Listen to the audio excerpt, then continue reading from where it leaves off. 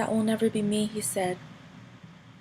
That kid that can only get high from chemicals that have been synthesized, now living life in a constant low, as he seeks another substance to numb the blows that life keeps on giving.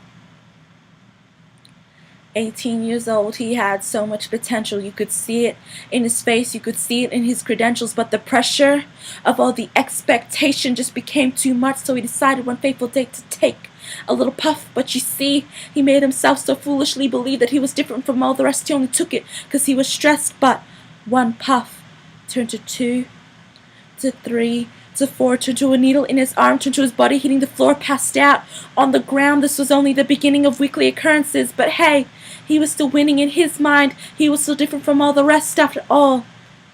He only took it because he was stressed.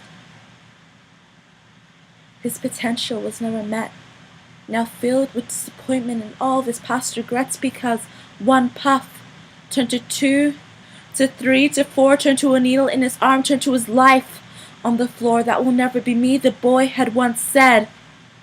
That part of him is now dead. That will never be me, she said. That girl who gives her body to different men. That girl who seeks male attention for the affirmation that she is worth something. You see, that girl, she always felt a little misunderstood, and attention always felt so incredibly good. Nothing uncommon for a young 14-year-old girl. She believed there was nothing of danger in her own little world. You're different. You're smart. You're beautiful. I love you. You see, the attention she received, she perceived as love. But little did she know she was an object to be disposed of by these people who whispered these comments in her ear. Little did she know that these words were not sincere. They were not words of love and sweet melody, but words to attain her innocent body. Words she had once thought were so sweet and kind. Words that led to her eternal demise.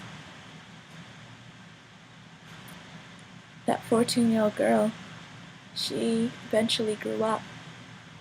She then got given the permanent label of slut. That will never be me, the girl had once said. That part of her is now dead. You see, these people never thought that it would ever be them. They were so quick to judge and evidently condemn those whose paths in life were not straight, those with the permanent marks upon their slate, labeling them with such a heavy conviction, making them believe that their addiction was who they are.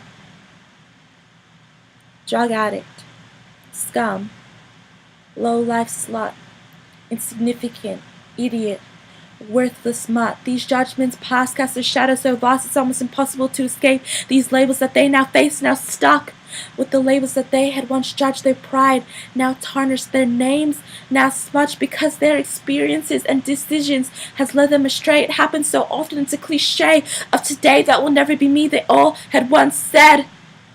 That part of them is now dead.